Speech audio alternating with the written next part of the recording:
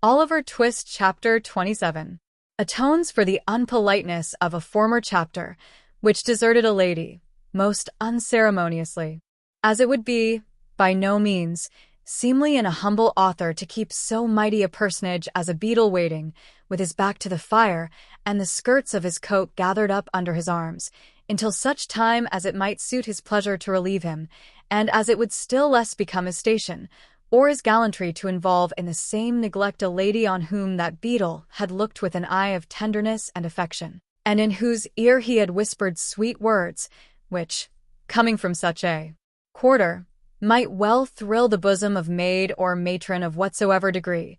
The historian whose pen traces these words, trusting that he knows his place, and that he entertains a becoming reverence for those upon earth to whom high and important authority is delegated, hastens to pay them that respect which their position demands, and to treat them with all that duteous ceremony which their exalted rank, and, by consequence, great virtues, imperatively claim at his hands.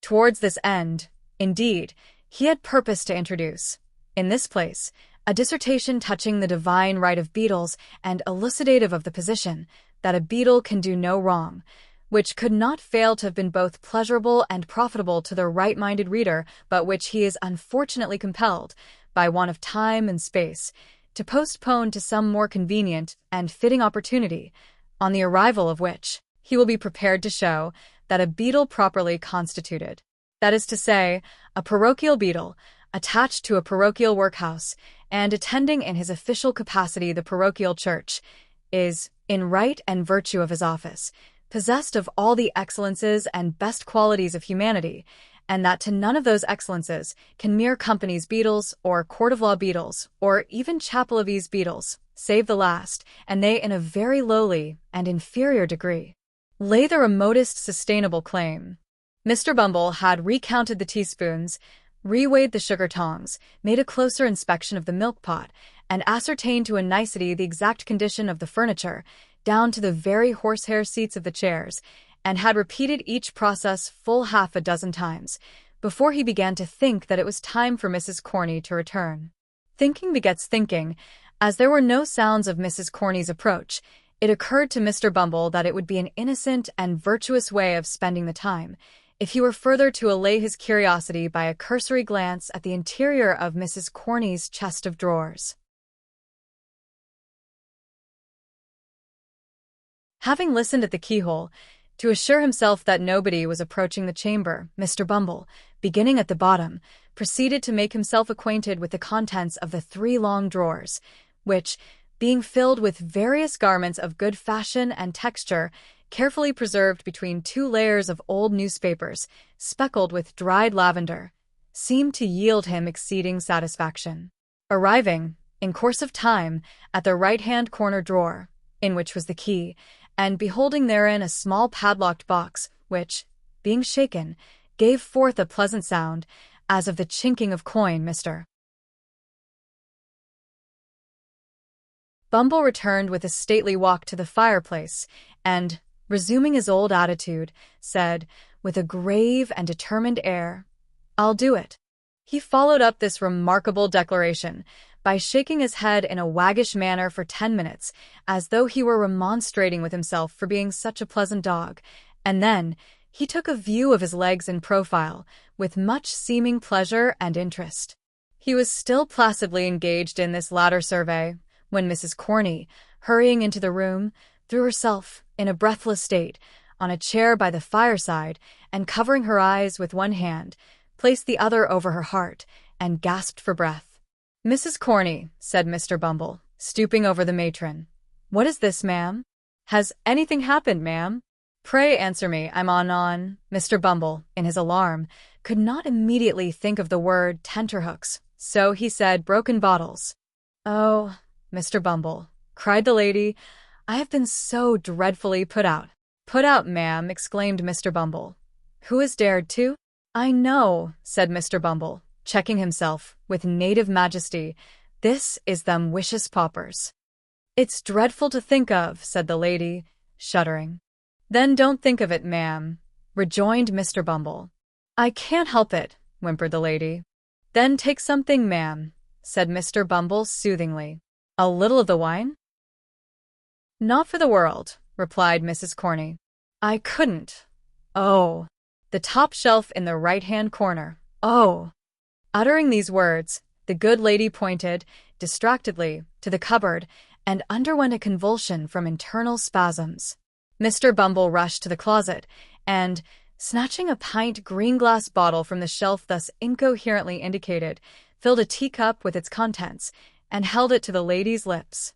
I'm better now, said Mrs. Corney, falling back after drinking half of it. Mr. Bumble raised his eyes piously to the ceiling in thankfulness and, bringing them down again to the brim of the cup, lifted it to his nose. Peppermint, exclaimed Mrs. Corney, in a faint voice, smiling gently on the beetle as she spoke. Try it. There's a little something else in it. Mr. Bumble tasted the medicine with a doubtful look, smacked his lips, took another taste, and put the cup down empty. It's very comforting, said Mrs. Corney. Very much so indeed, ma'am, said the beetle. As he spoke, he drew a chair beside the matron and tenderly inquired what had happened to distress her. Nothing, replied Mrs. Corney. I am a foolish, excitable, weak creature. Not weak, ma'am, retorted Mr. Bumble, drawing his chair a little closer. Are you a weak creature, Mrs. Corney? We are all weak creatures, said Mrs. Corney, laying down a general principle. So we are, said the beetle. Nothing was said on either side for a minute or two afterwards. By the expiration of that time, Mr. Bumble had illustrated the position by removing his left arm from the back of Mrs. Corney's chair, where it had previously rested, to Mrs. Corney's apron string, round which it gradually became entwined. We are all weak creatures, said Mr. Bumble. Mrs. Corney sighed. Don't sigh, Mrs. Corney, said Mr. Bumble. I can't help it, said Mrs. Corney. And she sighed again. This is a very comfortable room, ma'am, said Mr. Bumble, looking round. Another room, and this, ma'am, would be a complete thing. It would be too much for one, murmured the lady. But not for two, ma'am, rejoined Mr. Bumble, in soft accents. Mrs. Corney? Mrs. Corney drooped her head. When the beetle said this, the beetle drooped his, to get a view of Mrs. Corney's face. Mrs. Corney, with great propriety, turned her head away and released her hand to get at her pocket handkerchief, but insensibly replaced it in that of Mr. Bumble. The board allows you coals, don't they, Mrs. Corney? Inquired the beetle, affectionately pressing her hand. And candles, replied Mrs. Corney, slightly returning the pressure. Coals, candles, and house rent free, said Mr. Bumble. Oh, Mrs. Corney, what an angel you are! The lady was not proof against this burst of feeling. She sank into Mr. Bumble's arms, and that gentleman in his agitation imprinted a passionate kiss upon her chaste nose. Such parochial perfection, exclaimed Mr. Bumble, rapturously. You know that Mr. Slout is worse tonight, my fascinator? Yes, replied Mrs. Corney, bashfully. He can't live a week, the doctor says, pursued Mr. Bumble. He is the master of this establishment. His death will cause a vacancy. That vacancy must be filled up. Oh, Mrs. Corney, what a prospect this opens. What an opportunity for a gening of hearts and housekeepings. Mrs. Corney sobbed. The little word, said Mr. Bumble, bending over the bashful beauty. The one little word, my blessed Corney? Yes, sighed out the matron. One more, pursued the beetle. Compose your darling feelings for only one more. When is it to come off? Mrs. Corney twice essayed to speak, and twice failed. At length summoning up courage, she threw her arms around Mr. Bumble's neck and said, it might be as soon as ever he pleased, and that he was an irresistible duck. Matters being thus amicably and satisfactorily arranged, the contract was solemnly ratified in another teacupful of the peppermint mixture, which was rendered the more necessary by the flutter and agitation of the lady's spirits. While it was being disposed of, she acquainted Mr. Bumble with the old woman's decease. Very good, said that gentleman, sipping his peppermint. I'll call at Sourberry's as I go home and tell him to send tomorrow morning. Was it that as frightened you, love? It wasn't anything particular, dear, said the lady evasively. It must have been something, love, urged Mr. Bumble. Won't you tell your own bee? Not now, rejoined the lady. One of these days. After we're married, dear. After we're married, exclaimed Mr. Bumble. It wasn't any impudence from any of them male paupers as. No, no, love, interposed the lady, hastily. If I thought it was, continued Mr. Bumble, if I thought as any one of 'em had dared to lift his vulgar eyes to that lovely countenance. They wouldn't have dared to do it, love, responded the lady. They had better not, said Mr. Bumble, clenching his fist. Let me see any man, parochial or extra-parochial, as would presume to do it, and I can tell him that he wouldn't do it a second time.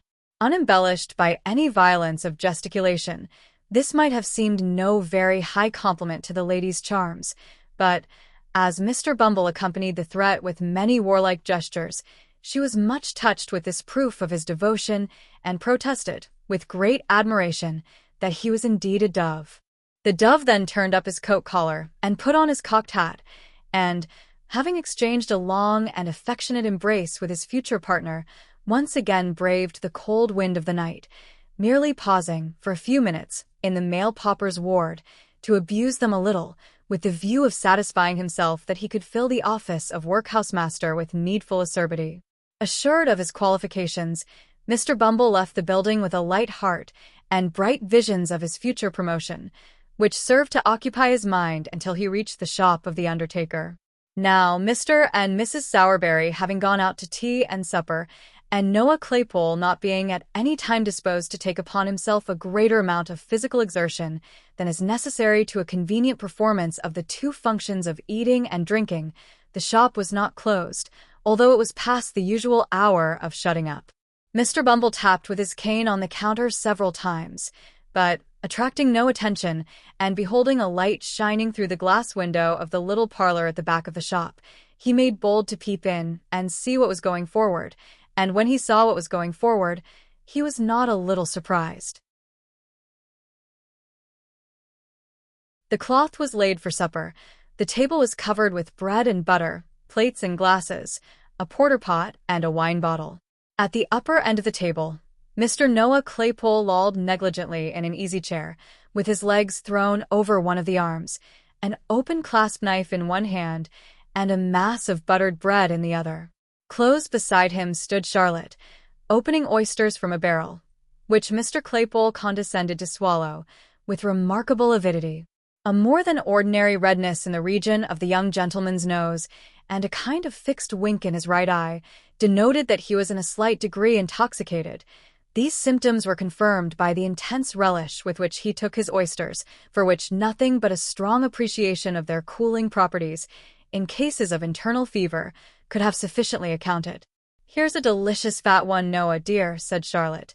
Try him, do only this one. What a delicious thing is a oyster, remarked Mr. Claypole, after he had swallowed it. What a pity it is a number of 'em should ever make you feel uncomfortable. Isn't it, Charlotte? It's quite a cruelty, said Charlotte. So it is, acquiesced Mr. Claypole. Ain't you fond of oysters? Not overmuch, replied Charlotte. I like to see you eat 'em, Noah dear, better than eating 'em myself. Lor, said Noah, reflectively, how queer. Have another, said Charlotte. Here's one with such a beautiful, delicate beard. I can't manage any more, said Noah. I'm very sorry. Come here, Charlotte, and I'll kiss yer. What, said Mr. Bumble, bursting into the room. Say that again, sir. Charlotte uttered a scream, and hid her face in her apron. Mr. Claypole, without making any further change in his position than suffering his legs to reach the ground, gazed at the beetle in drunken terror. Say it again, you vile, audacious fellow, said Mr. Bumble. How dare you mention such a thing, sir? And how dare you encourage him? You insolent minx. Kiss her, exclaimed Mr. Bumble, in strong indignation. Faugh! I didn't mean to do it, said Noah, blubbering. She's always a-kissing of me, whether I like it or not. Oh, Noah, cried Charlotte, reproachfully. You're no you're are, retorted Noah. She's always a doin' of it, Mr. Bumble, sir. She chucks me under the chin, please, sir, and makes all manner of love. Silence, cried Mr. Bumble, sternly. Take yourself downstairs, ma'am. Noah, you shut up the shop.